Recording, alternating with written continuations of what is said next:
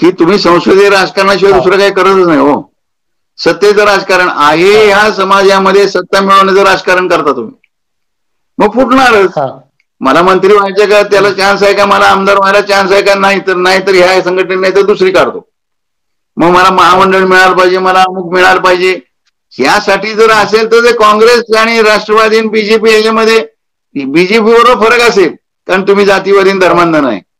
परंतु बाकीच्या मध्ये काँग्रेस आणखीन समाजवादी पक्ष आणि अमके दमके जे संसदीय पक्ष आहेत त्यांच्यात यांच्यात काय फरक राहत नाही. मग त्यामुळं तो फरकच नसला तर काय उपयोगच नाही ना. मग फूट होणारच, त्या पायावर होणार. सत्तेकडे जाण्यासाठी मला कुठलं सोयीचं आहे तिकडे माणसं जाणार. सध्या सामाजिक संघटनेतले जे कार्यकर्ते असतात, फुल टायमर कार्यकर्ता म्हणून आपण पूर्णकालीन कार्यकर्ते आहेत, ते सध्या मोठ्या प्रमाणात दिसते नाही. तुमच्या काळात तर ते भरपूर होते, आज त्यांची संख्या का कमी झालेली?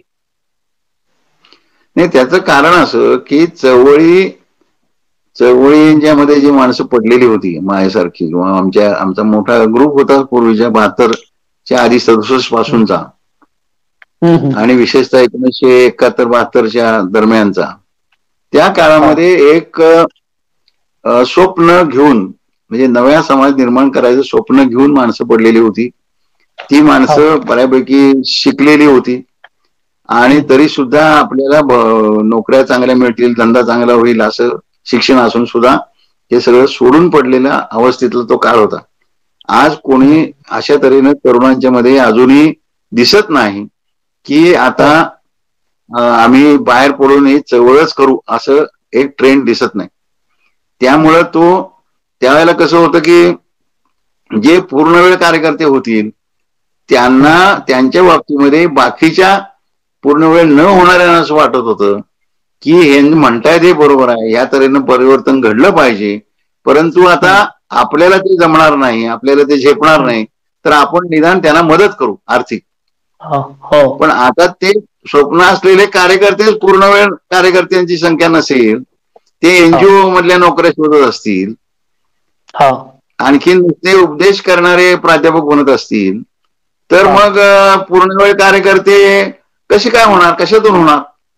पूर्णवेळ कार्यकर्ता म्हणजे असा नाही होणार किंवा तो प्रेरित झालेला नाही क्रांतीसाठी, तो परिवर्तनासाठी, तर तो कार्यकर्ता मग युनियन करण्यासाठी येणारा कार्यकर्ता, त्याला काही क्रांती बिंती करायची नसते हो, त्याला युनियन चालवायची असते, त्याला संघटना अशी वर्गण्या करून चालवायची असते, त्यात परिवर्तनाचा प्रश्न येत नाही. तेव्हा त्यात दोन भाग झाले, युनियना चालवणारे वेगवेगळ्या शेतमजुरांची, अंगणवाडीवाल्यांची, अमक तमक हे असे आहेत, ह्यांचं भरपूर चालू आहे, ह्यात कार्यकर्ते आहेत, सगळं आहे. परंतु जे समाज परिवर्तनाच्या चळवळी आहेत त्या तऱ्हेच्या चळवळीमध्ये पूर्णवेळ ज्यावेळेला आपण म्हणतो त्यावेळेला वर्गणी करून ते चालू शकत नाही.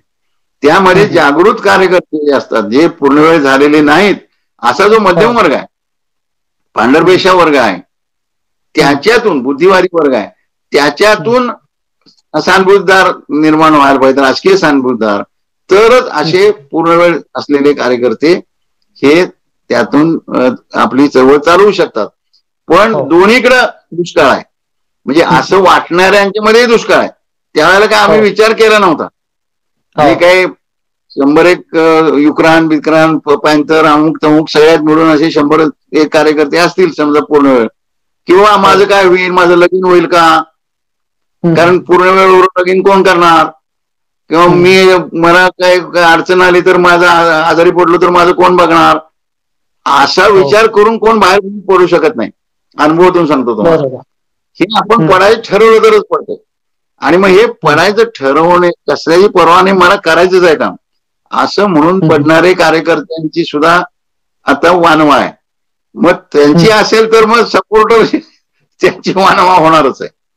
अशा अत्यंत वेगळा काळ आहे हा, तो काळ संपू शकतो, म्हणजे असाच काळ राहील असं काय नाही.